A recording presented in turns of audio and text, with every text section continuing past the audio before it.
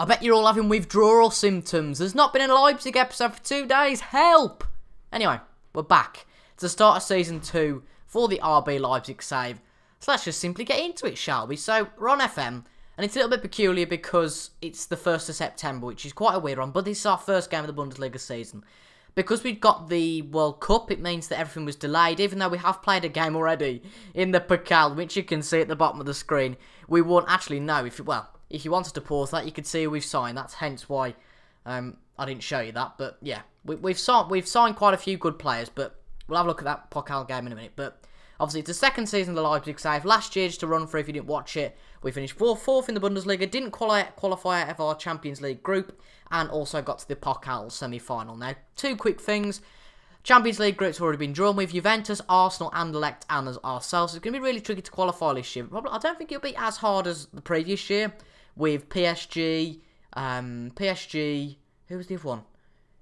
I think it was Juventus last year as well, you know. I think it was Juventus, Paris Saint-Germain, and Olympiacos. So we've got Juventus again, but Arsenal, maybe we can out-qualify them. We've got a new coach in Julen Lopetegui, the old Spain manager. If I've just butchered his name, I can only apologise. In terms of transfers, they've sold the player, wink wink to us, but they've bought in Barkley and Mamama from Everton and Zenit respectively, so we'll see how they get on.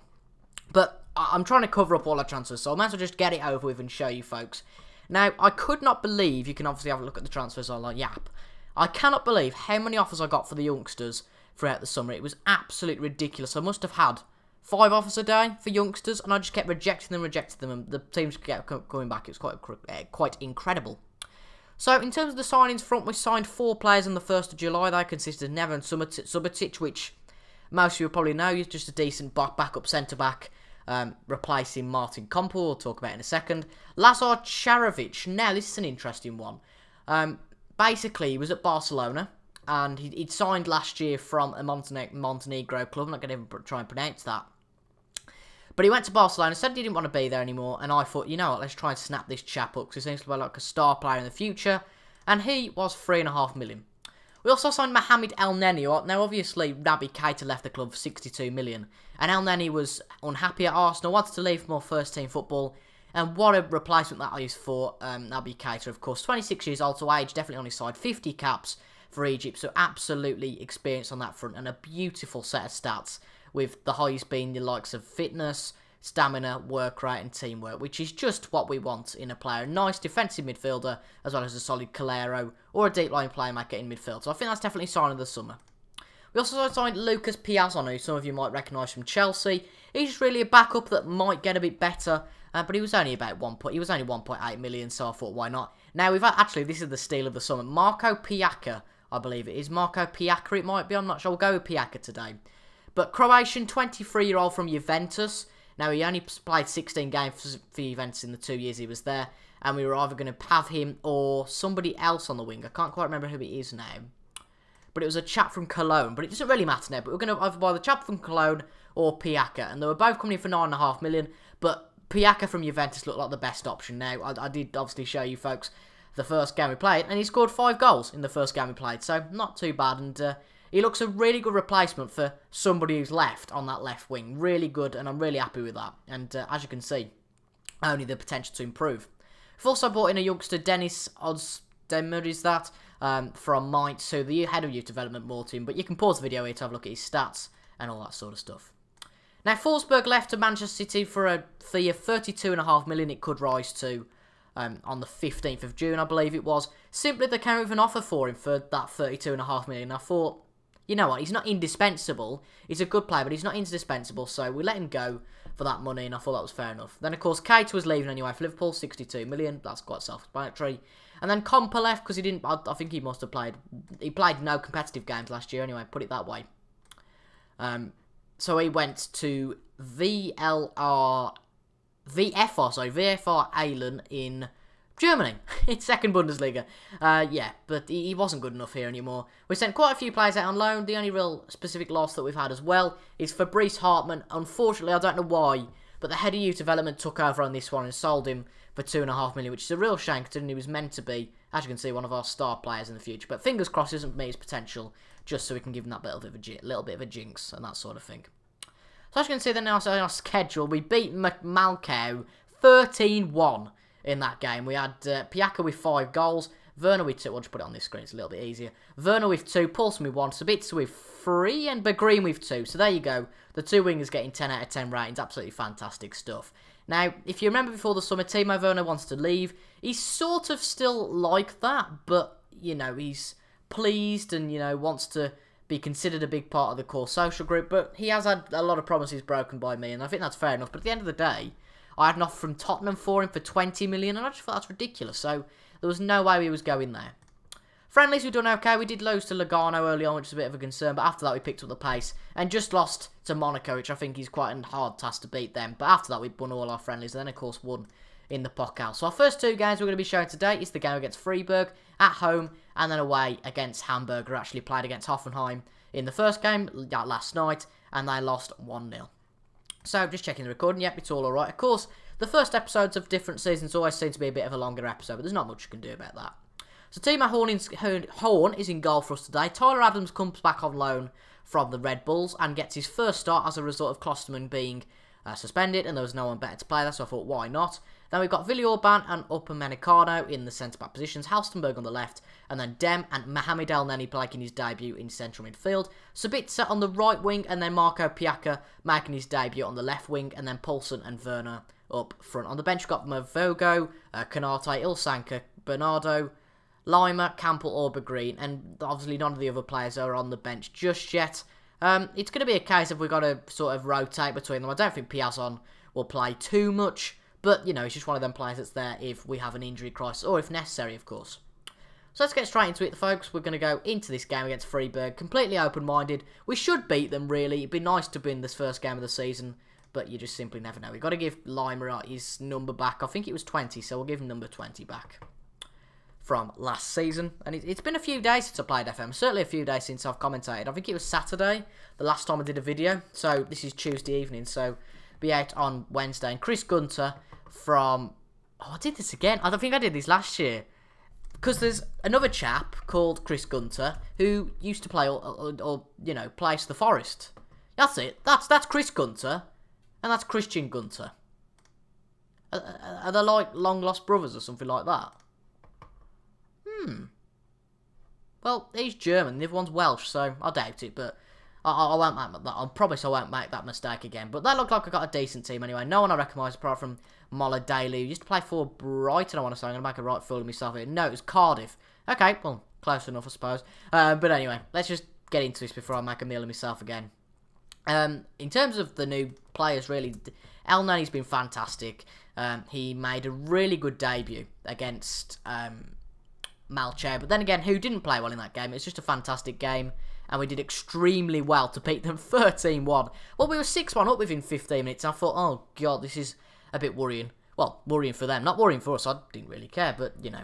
But you know what I'm saying? I don't particularly enjoy humiliating sides that are in lower divisions, because it really knocks their confidence then, but just shows who's boss, really, I guess. Nothing happening though in the first 20 minutes here. We've gone up to attacking rather than counter-attacking, because we have definitely got that attacking prowess now with the likes of Piaka, and also hopefully with the likes of Paulson and Werner wants to build a partnership. They can definitely be a good partnership in this league, 100%, and we have got a decent squad now. It hasn't changed much, of course, over the summer, but with the departure of Keita, there was a really big hole to fill, and I think Elneny's definitely filled that hole. Let me know what you guys think in terms of that. We've got a highlight anyway. Paulson puts it to Werner, and a bit like last season, Werner has a few bizarre shots and then plays really well. But we're at half-time now. It's 0-0. Nothing happened. Only that one highlight before half-time. But we've had 8 shots. Mainz winning 2-0 in their game against newly promoted SV Darmstadt 98. The other team that have been promoted on track, Braunschweig. And, of course, the one team that went down that was a real shock was Wolfsburg. So that was a real shock. But we've been the better team here, I think, definitely. It would be a definitely culture shock for the likes of Piaka and Elneny. Obviously, we were beating Malche about 8-0 by this time in half-time. So I bet they're getting probably a bit confused, but I'm sure they're professional enough. But Werner has the ball, but it's tucked away. Upamecano heads it away, but it goes straight back to the Freiburg player. We're very disappointed if we were to lose this first game. It would be a crushing blow to our season chances, maybe going to win the title. I said to the players coming back from our...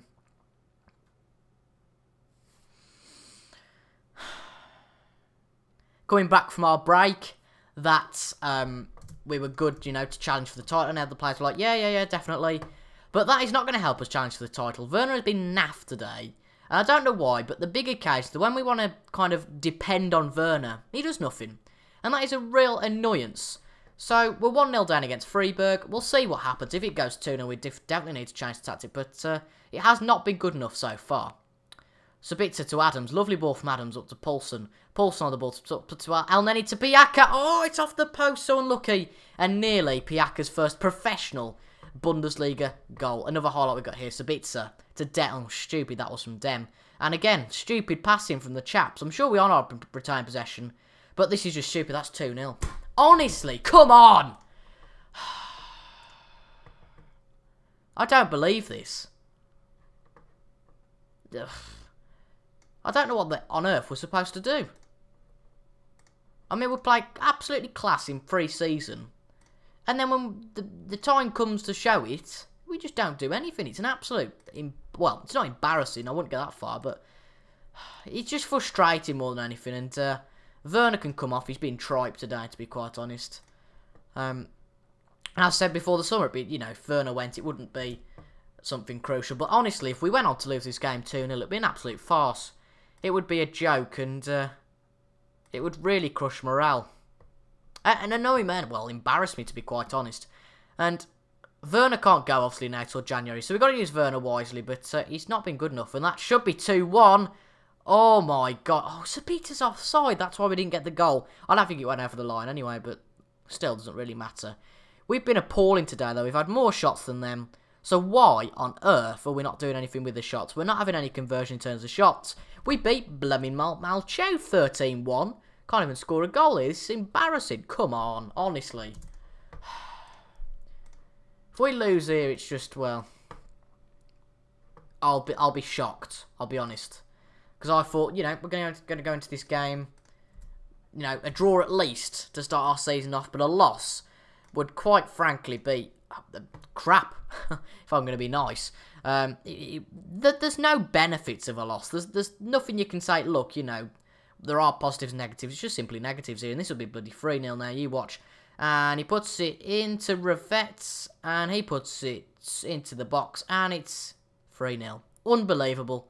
What a disastrous start to the league. We're bottom of the table, and that, I'm just really cheesed off at that, to be quite honest. I mean, honestly, it just does not make any sense. We're class in pre-season. You know, we were playing well. And, you know, dressing room atmosphere is lovely. But this is just embarrassing, to be quite honest. And we've got a consolation goal, but honestly, I don't really care. It doesn't really matter. You know, we've lost this game at the end of the day. In front of the home fans, which is really not something that we can pride ourselves on whatsoever. And that is disgusting to be... well, I speak like it's real life. I mean, you've got to treat this like it's real life, because FM is real life. I don't remember anyone saying it's not. Well, admittedly, we've only made the one substitution today, but it's just out of arrogance and being annoying. I'm not going to make that other substitution. If we can make it back to 3-2 here, it would be a little bit more respectable. But if it's 4-1, I'm just going to cry, honestly. Right, they're on the ball, they're on the attack. It probably is going to be 4-1 here. It is as well.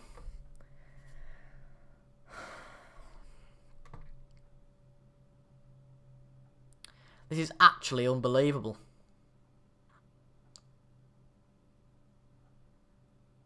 I'm just speechless, to be honest.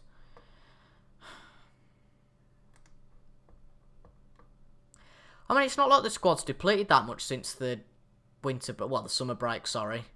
I just don't get it. FM is just like that sometimes. I just do not get this at all. And that is the most embarrassing game I've had for a long time. That is an absolute shocker. And well, it's fair enough that the players are going to get screamed at. And I wouldn't be surprised if I get the sack just for that. I mean, that is disgusting. And, wow. I'm just speechless at that. What an awful start to the Bundesliga season. We win 13-1. The highs and lows, eh? 13-1 we win. Then our first game of the Bundesliga season, we lose 4-1 of course, to Freiburg. Quite incredible. Quite incredible. I'm just trying to decide now whether to come back for the Hamburger game or to leave it until we've actually, you know, got something respectable Because I don't think we're going to do anything against Hamburg, either, to be honest. I don't know. You know what? I don't know. I think we'll leave it there. I'm just shocked, to be honest, at that. I know it's going to be a bit of a shorter episode than normal, maybe, but I am just shocked. And I've got to go back to the drawing board, I think, now, and just think of something to sort out this team. It was brilliant in the first season. The formation worked so well, but honestly, I do not know what's happened. If you have enjoyed that, I'm sure I haven't. I need to sort things out before tomorrow's episode. It's just a complete disaster. Oh, dear. Anyway, I've been TIJ. Thank you all very much for watching. And I'll see you guys tomorrow for the next episode. And I just cannot believe that. We've lost 4-1 to Freiburg, who, let's just have a look. Let's just quickly go back to FM. Where were Freiburg predicted to finish before we got to the season? 16th. 16th. And they're 1,000 to 1 to win the league. We're 8 to 1 to win the league. And they finished 16th last season and they were in a relegation playoff. Yeah. Relegation playoff last year. Oh dear.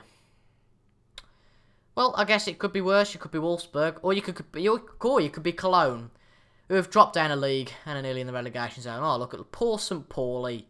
Oh, lost 4 games so far. What a pity.